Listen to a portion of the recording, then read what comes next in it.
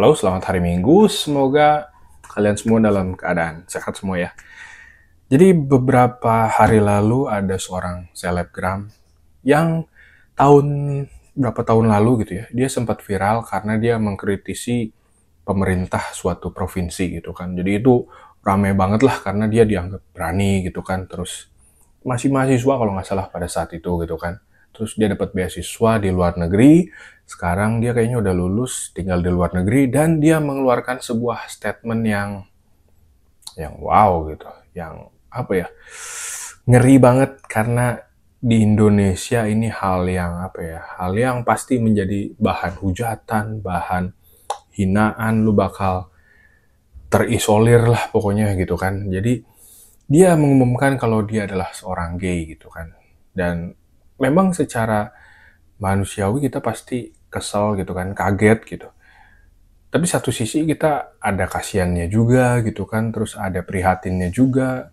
Tapi dianya secara gamblang gitu ngomong kayak gitu. Dan yang gua sayangkan adalah kan netizen pasti berkomentar ya terkait hal itu gitu. Jadi dia yang mancing, netizen kepancing. Nah terus respon dari dianya sendiri pun kayak apa ya? Kayak seolah nantangin, seolah kayak bodoh amat, gak peduli dan lain sebagainya gitu. Menurut gua kalau misalkan lu udah ngeluarin statement kayak gitu harusnya ya tenang gitu kan, jangan kepancing lagi gitu sama omongan netizen. Ya udah apa adanya aja gitu. Dan sekarang gua mau menyoroti dari pandangan kita sebagai umat Katolik tuh harus kayak gimana sih gitu kan. Ya udahlah itu terserah dia gitu kan, cuma kalau secara keseluruhan kayak gimana sih gitu kan, karena isu ini tuh isu yang sangat sensitif banget gitu kan. Apalagi setelah zamannya Paus Fransiskus ya almarhum gitu, dia ditanyain wartawan gitu gimana pendapat tentang LGBT, terus dia bilang who am I to judge gitu kan. Nah itu jadi kontroversi banget, terus akhirnya kesini-sini juga Paus Fransiskus kayak kita harus memberkati LGBT gitu kan. Nah terus itu jadi mispersepsi juga bagi orang-orang gitu kan. Nah jadi gue mau sedikit banyak membahas tentang hal itu gitu kan. Jadi ada sedikit juga kalau dari ajaran gereja kayak gimana, terus kita sebagai umat harus kayak gimana gitu kan. Nah, jadi gereja Katolik ini mengajarkan bahwa setiap manusia itu diciptakan menurut gambar dan rupa Allah gitu. Ini ada nih di termasuk mereka yang memiliki orientasi seksual yang berbeda gitu. Jadi orientasi yang kita anggap menyimpang itu kan. Nah, itu juga diatur tuh dalam katekismus gereja Katolik, dijelaskan bahwa orientasi homoseksual bukan dosa. Jadi orientasinya ya. Nah, tetapi tindakan homoseksual yang dianggap tidak sesuai dengan rencana Tuhan melalui mengenai seksualitas gitu.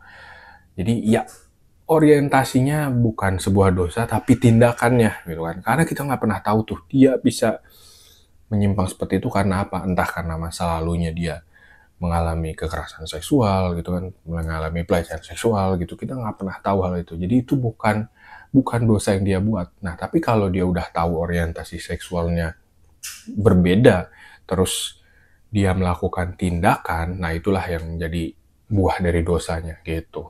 Nah namun individu LGBT harus diperlakukan dengan hormat, kasih, dan sensitivitas. Jadi jangan didiskriminasi gitu ya, karena mereka tuh butuh dirangkul gitu kan. Kayak gue bilang tadi, mungkin mereka mengalami masa lalu yang kelam. Nah, di masa sekarang kita harus merangkul mereka gitu, membuat mereka apa ya, punya rumah gitu, punya apa ya, punya pegangan hidup, dan itulah gereja gitu. Jadi jangan membuat gereja tuh tempatnya orang suci gitu. No, no, no. Kita semuanya bukan orang suci gitu kan. Kita semua ingin menjadi lebih baik. Caranya gimana? Caranya dengan ke gereja. Makanya mereka yang LGBT juga jangan didiskriminasi. Kita rangkul, kita ajak yuk kita gereja bareng gitu. Sama-sama kita memperbaiki diri gitu kan. Dengan ajaran Kristus tentunya gitu. Terus banyak umat Katolik LGBT merasakan ketegangan antara iman mereka dan identitas seksual gitu. Beberapa mengalami penolakan, sementara yang lain menemukan komunitas yang mendukung. Ya memang pasti akan ada gejolak ya dalam diri. Ini misalkan gitu kan, ini gue kok kayak gini gitu. Tapi udah gereja kok nggak ada perubahan. Mungkin ada yang merasa seperti itu gitu ya. Terus kayak gue udah masuk ke gereja, pengen bertumbuh di sini, tapi kok justru malah didiskriminasi gitu kan, malah ditolak gitu sama orang-orang gereja gitu. Ada yang kayak gitu. Tapi gereja sekarang juga ada yang bikin komunitas sendiri gitu kan. Jadi supaya mereka sharing, supaya mereka apa ya, dapat pandangan yang sama gitu. Coba bayangin ketika kalian anggap udah kerja gitu, tapi kalian gabung komunitasnya ke anak sekolahan, kan nggak akan nyambung gitu kan. Kalian nggak akan dapat apa yang kalian inginkan di situ gitu. Sama dengan LGBT gitu. LGBT juga ya masuk ke komunitas ini juga gitu, yang sama-sama punya visi yang sama untuk menjadi lebih baik di dalam Kristus kayak gitu kan. Jadi kayaknya gereja sekarang udah ada deh komunitas yang khusus kayak apa ya, isinya ya orang-orang LGBT gitu. Nah terus ya itu 2013 Paus Fransiskus bilang who am I to judge gitu. Jadi emang apa ya, banyak sih yang jadinya kayak menyerang gereja Katolik, menentang gitu kan, kayak sebetulnya ini tuh kan kayak forum diskusi aja gitu ya, jadi dialog aja gitu. Cuma mereka ya namanya media gitu kan, jadi butuh clickbait yang bikin orang-orang baca berita mereka. Padahal yang dijelasin sama Paus Fransiskus tuh waktu itu gini, jadi ya sebagai manusia gitu, LGBT sebagai seorang individu gitu kan, ya dia ya itu menyimpang, oke gitu, tapi sebagai manusia yang utuh mereka kan punya sebuah harga diri gitu ya, sebuah kehormatan, martabat sebagai manusia, dan itulah yang harus diberkati.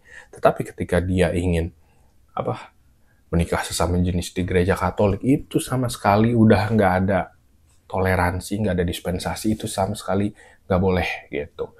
Jadi yang diberkati itu ya orangnya gitu, seorang individunya gitu, supaya dia diberkati, dibimbing, dilindungi gitu kan, supaya menjadi lebih baik. Dan puji Tuhan kalau misalkan dia kembali jadi normal gitu kan, ya kan seperti itu gitu. Jadi apa ya, ya nggak apa-apa itu mereka diberkati, sama aja kayak kita juga diberkati gitu kan. Mau LGBT mau apapun dosa juga sama-sama aja gitu sebetulnya kan, nggak ada dosa besar dosa kecil, nggak ada. Kita semua juga orang berdosa gitu, dan kita semua sama-sama ke gereja supaya menjadi lebih baik, supaya lebih mendekatkan pada Tuhan, supaya sadar gitu kan kalau hidup ini tuh ya harus seperti itu, emang saling mengasihi, saling merangkul, saling mengayomi gitu kan. Nah jadi itu kan yang harus kita lakukan sebagai umat gitu. Jadi kita harus naruh rasa hormat juga, ya kasih ke mereka gitu kan, sebagaimana Yesus mengasihi kita gitu kan. Jadi nggak usah mandang siapa orangnya gitu kan, kayak gimana kelakuannya, apa yang udah dia perbuat. No, jangan seperti itu gitu. Udah sama seperti Kristus yang mengasihi kita tanpa pandang bulu, kita juga sama. Sesama umatnya harus seperti itu. Kalau orang Islam tuh punya istilah hablu bin nanas itu, hablu bin Allah, hablu bin nanas, hablu bin Allah tuh hubungan kita dengan Allah gitu. Nah, hablu bin nanas tuh kita dengan sesama tuh. Ada istilah keren kayak gitu kan. Kita juga harusnya kayak gitu kan. Jadi hubungan individu kita dengan Tuhan itu kan privacy gitu ya. Nah hubungan yang antara koneksi kita dengan Tuhan tuh harus teraliri juga lah ke sesama kita gitu. Jadi hubungan kita sama Tuhan tuh kayak nggak sia-sia gitu, karena kan Tuhan minta tolong ke kita gitu kan, untuk ya ikut menyadarkan orang lain, dan begitu pun sebaliknya, orang lain pun berkontribusi dalam hidup kita supaya kita jadi lebih sadar gitu, aware dengan perbuatan kita begitu. Banyak komunitas LGBT berjuang untuk diterima bukan hanya di masyarakat tapi juga di gereja. Ada yang merasa dijauhkan, seolah-olah mereka lebih berdosa daripada yang lain, padahal kebenarannya adalah kita semua orang berdosa. Gitu. Kita datang ke gereja bukan karena kita udah sempurna, tapi karena kita membutuhkan rahmat dan pembaharuan ya. Gereja tuh kan sebetulnya apa sih yang kalian bahas gitu? Kalau kalian dari kecil udah ke gereja, yang dibahas itu lagi gitu kan. Diulang-ulang. Karena apa? Karena kita butuh pembaruan gitu, dan kadang kita lupa, kita hilaf, namanya kita manusia gitu ya. Jadi harus ke gereja supaya terus diperbarui, diupdate gitu kan, kayak gitu. Nah jadi kita sebagai umat Katolik dipanggil untuk merangkul dan bukan menghakimi. Kita nggak tahu proses yang sedang Tuhan lakukan dalam hidup mereka gitu kan. Jadi kalau ada saudara-saudara kita yang ingin bertumbuh, ingin melayani, ingin jadi bagian gitu dari gereja, ya udah sini gitu kan, datang yuk kita tugas sama-sama, kita pelayanan sama-sama gitu. Jadi ya udah kita mengasihi aja gitu, bukan urusan kita nyaring kayak wah lu nggak layak, lu layak gitu. Nggak, biarin aja, mau pelayanan aja. Banyak juga kayaknya udah komunitas kategorial gitu yang butuh umat lebih banyak gitu untuk ikut partisipasi aktif gitu kan. Ya, puji Tuhan kalau misalkan ada yang ikut join gitu kan. Nah, jadi Katolik dan LGBT ini tuh bukan tentang moralitas atau doktrin sebetulnya, tapi tentang kemanusiaan, cinta, dan anugerah. Kita semua sedang dalam perjalanan kita menuju kekudusan. Jadi ya mari saling menuntun dan jangan saling menjatuhkan gitu.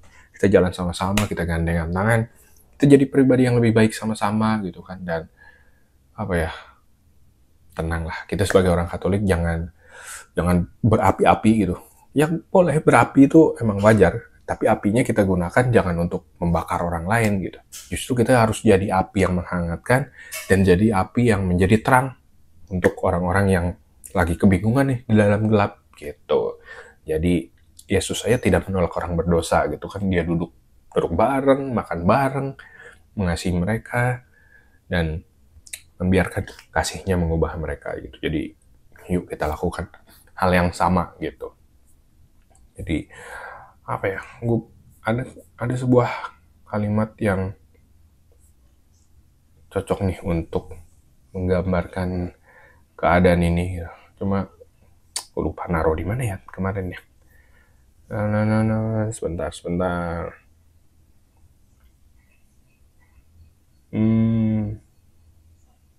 Nah ini, udah ya tadi ya. Pelayanan bukanlah panggung kesempurnaan, tetapi ruang untuk pertumbuhan gitu. Biarkan mereka bertumbuh dalam iman, karena perubahan sejati adalah urusan antara mereka dan Tuhan. Dan kasih adalah bukti bahwa Kristus hidup di tengah kita. Ya, jadi mungkin itu dulu bisa gue share gitu ya. Jadi kita sebagai umat Katolik, yang pertama kita jangan kesulut emosi gitu ya. Kalau misalkan dengar berita kayak gitu, tenang aja.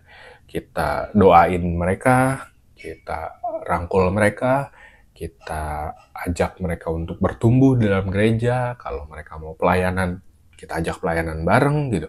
Jadi apa ya istilahnya, ya kita sesama manusia aja lah gitu. Tektokannya jangan melihat bajunya seperti apa, jubahnya seperti apa gitu kan. Udah lihat sebagai seorang manusia yang utuh aja gitu. Jadi biarkan itu nanti dia mau berubah berapa lama, itu bukan urusan kita. Biarkan dia berproses. Gimana caranya dia berubah, itu urusan dia dengan Tuhan. Yang penting kita ikut membantu hadir dalam perubahan hidupnya gitu kan. Jangan dihakimi, jangan didiskriminasi. Yuk kita kasih mereka dan kita rangkul mereka dan yuk datang ke gereja Katolik gitu.